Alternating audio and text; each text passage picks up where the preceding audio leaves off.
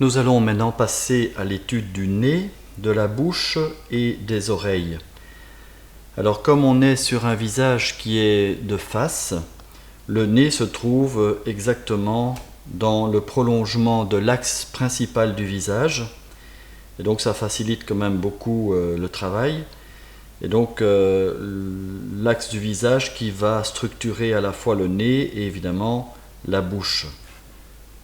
Vous commencez simplement par tracer votre axe horizontal. Alors cet axe horizontal, c'est l'axe fondamental qui va structurer toute votre icône. Je fais d'ailleurs une petite croix ici pour que vous puissiez vous en souvenir. Donc cette petite croix, c'est l'endroit où on pose la pointe de compas pour structurer et pour tracer l'auréole.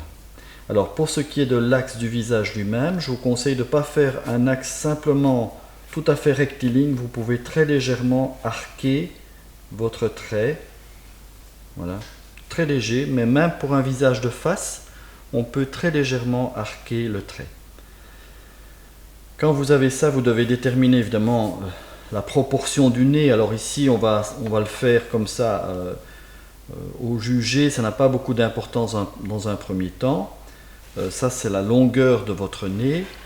Et également, vous pouvez signifier la commissure des lèvres, ici en dessous, toujours parallèlement donc à l'axe horizontal du haut. Quand vous avez ça, vous allez d'abord commencer par structurer l'épaisseur de votre nez, simplement en faisant deux traits le long de votre axe. 1 et 2 comme ça. Ça, ce sera l'épaisseur de votre nez. Et votre nez est constitué de trois parties. Vous avez en haut une sorte de triangle qui va préparer le dessin des sourcils notamment. Et donc le nez se termine par une forme un peu triangulaire. On peut déjà la signifier comme ça. Puis avec un léger arrondi. Voilà. Et se termine par le bout du nez. Alors ce bout du nez est souvent un élément plus difficile. Donc la meilleure façon pour moi pour le réussir, c'est de l'inscrire dans un rectangle. Donc vous constituez exactement comme pour l'épaisseur du nez, vous refaites simplement deux lignes parallèles à l'axe pour avoir une sorte, voilà ici je le dessine bien, un rectangle qui va être la base de construction du bout de votre nez.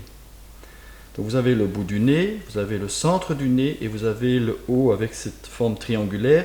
Il vous reste à structurer également les narines. Alors les narines, quoi que vous fassiez, de toute façon vous devez également les structurer sur un axe, un peu plus haut. Alors ça dépend des modèles. Et là aussi, comme pour le bout du nez, je vous conseille de faire un petit rectangle pour préparer la forme de votre narine, de vos narines, pour être sûr que ce soit harmonieux. Ensuite, il vous reste à dessiner donc une ellipse pour le bout du nez, ici. Vous partez bien sur le côté ici.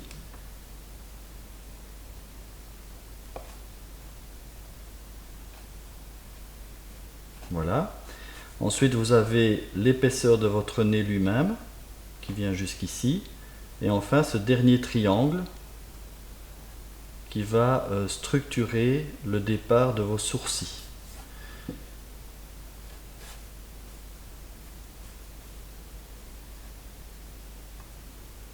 Pour les narines, c'est la même chose.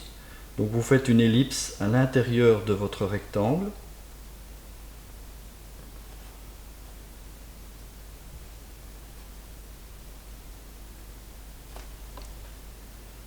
Alors avec de l'ocre rouge ici, vous pouvez terminer votre dessin. Là, vous devez évidemment regarder votre modèle.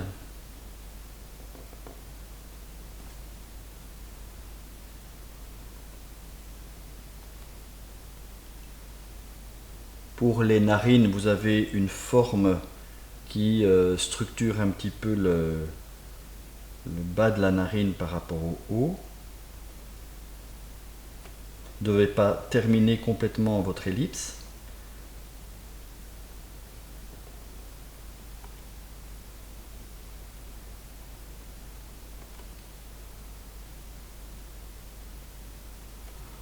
Et enfin, il vous reste juste le triangle là au-dessus,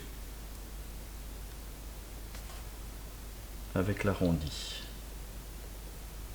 Voilà. Vous n'êtes pas obligé, on peut le faire très légèrement, mais vous n'êtes pas obligé de dessiner la ligne de l'autre côté. On peut le faire très légèrement ici, puisqu'on est dans la période de dessin, mais vous verrez que cette ligne-là, en général, est plus douce. Éventuellement, elle n'apparaît même pas à la fin de l'icône. Et voilà comment se structure le dessin d'un nez. Alors, pour la bouche, c'est comme pour le nez, le plus simple est de structurer d'abord tout, de limiter votre dessin en constituant des rectangles qui sont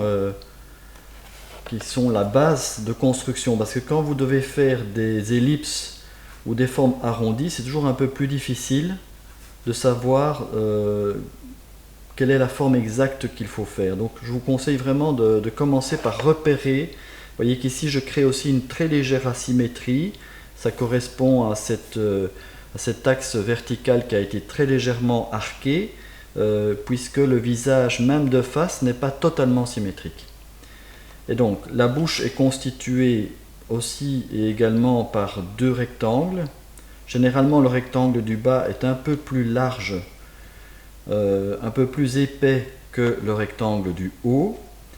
Et sinon, vous pouvez même prolonger les lignes de construction de votre nez. Elles vont vous servir pour dessiner votre bouche. Alors, le dessin de la commissure des lèvres, c'est un léger arrondi au milieu. Et puis ça repart vers le bas et ça finit vers le haut. Ça fait comme ceci. Ça fait une forme un peu qu'il faut étudier.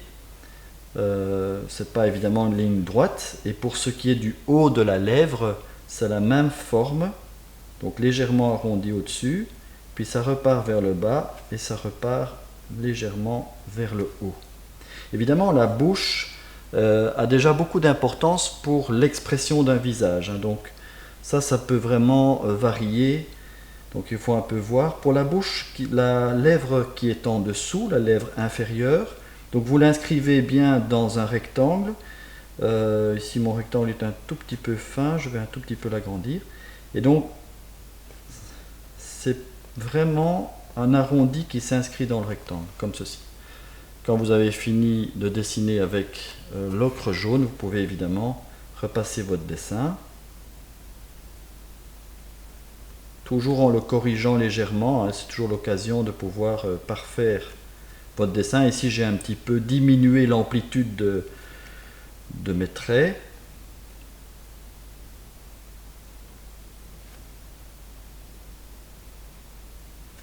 Et enfin la lèvre inférieure. Là vous pouvez écraser un petit peu votre pinceau quand il passe en dessous. Voilà, votre bouche qui est dessinée, qui est légèrement désaxée. Vous voyez qu'il y a légèrement étiré vers la droite. Et enfin, il reste l'oreille.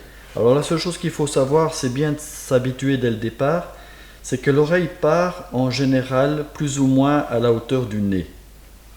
À la hauteur du nez, il se structure sur base d'un angle. Et c'est toujours la même chose, une sorte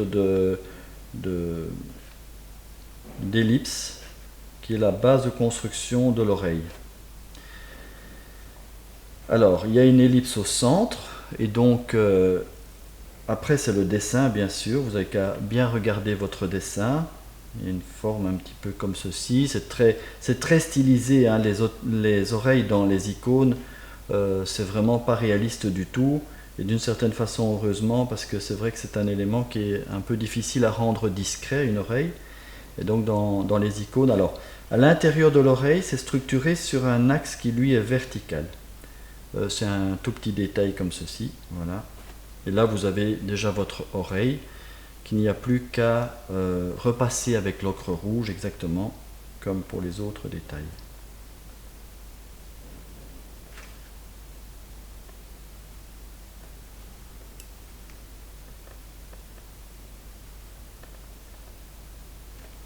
Et voilà votre oreille. Alors quand on a fini le nez, la bouche et les oreilles, bien, il nous restera à voir pour ce qui est du détail de l'intérieur du visage, les deux sourcils, la moustache et la barbe.